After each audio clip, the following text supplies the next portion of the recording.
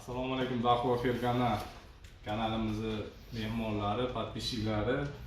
Bu videomiz aslan ustalarga bag'ishlanadi. Chunki ko'p savollar tushyapti va damofonga zamoyda qanday ulashdi. Endi biladiganlar ko'rmasa ham bo'laveradi, aslan bilmaydiganlarga eslatib o'tamiz.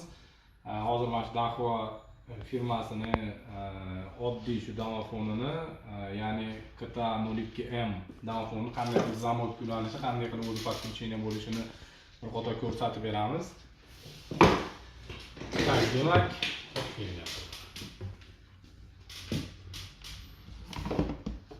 orqasiga birinchi bo'lib tok beriladi pitaniya, o'zini blok pitaniyasi bor komplektida. Bunaqa polosatli minusga, nargis plyusga ulanadi. Shu razyomi ham o'zida bor.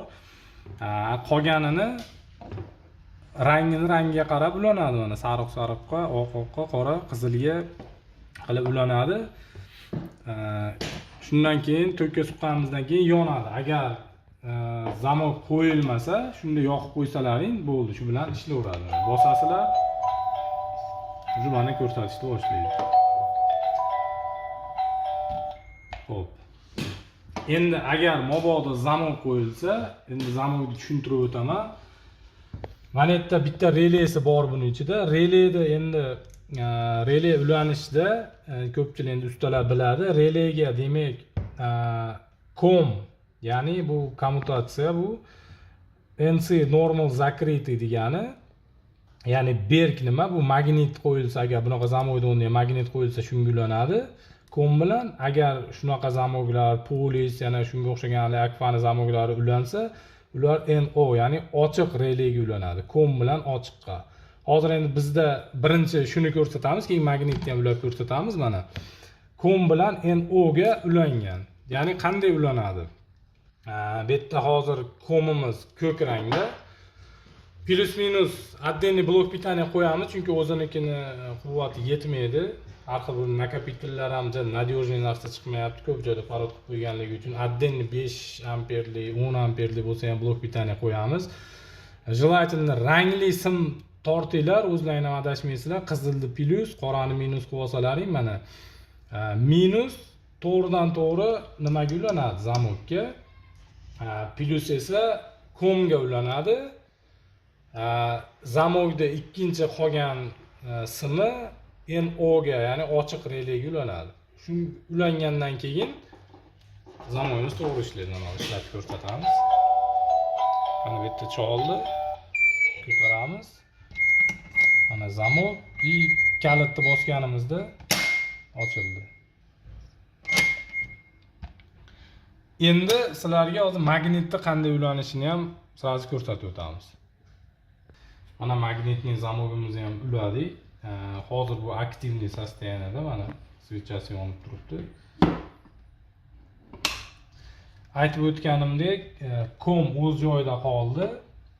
Relayda mana ikkita выходi, ya'ni bittasi, mana o'zbekcha qilib tushuntirganda, bundan plus comdan relayga kirib boryapti. Kirib borgandan keyin NC yozuvli kontagiga постоянно bundan kelayotgan tokni ulab turadi relay. Uzmasdan. Chunki magnitga постоянно tok kerak.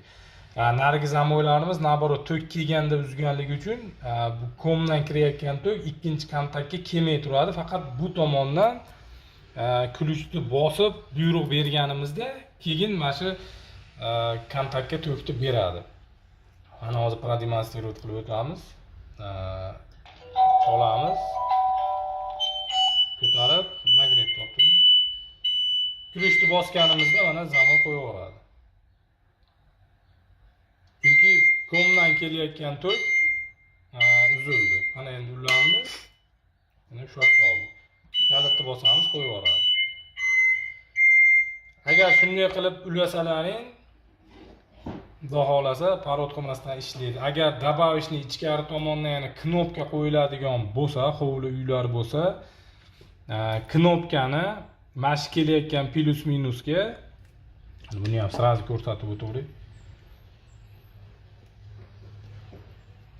Oranjeviyni plyusga,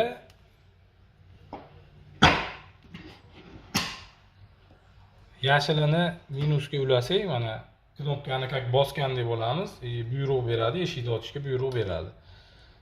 Oranjiy bilan yashili именно knopka uchun chiqarilgan. Shunday qilib, videoni o'tkazmasdan, boshidan oxirigacha o'tkazmasdan ko'rsalaring, mana shunaqangi to'g'ri ishlaydi. Yana savollaring bo'lsa, beraverasizlar. Mana shunaqa qilib, xudo xolasa kanalga video qilib, o'sha bergan savollaring bo'yicha videolar tashlab boraveramiz. Sog' bo'linglar, salomat bo'linglar, hammalaringga omad.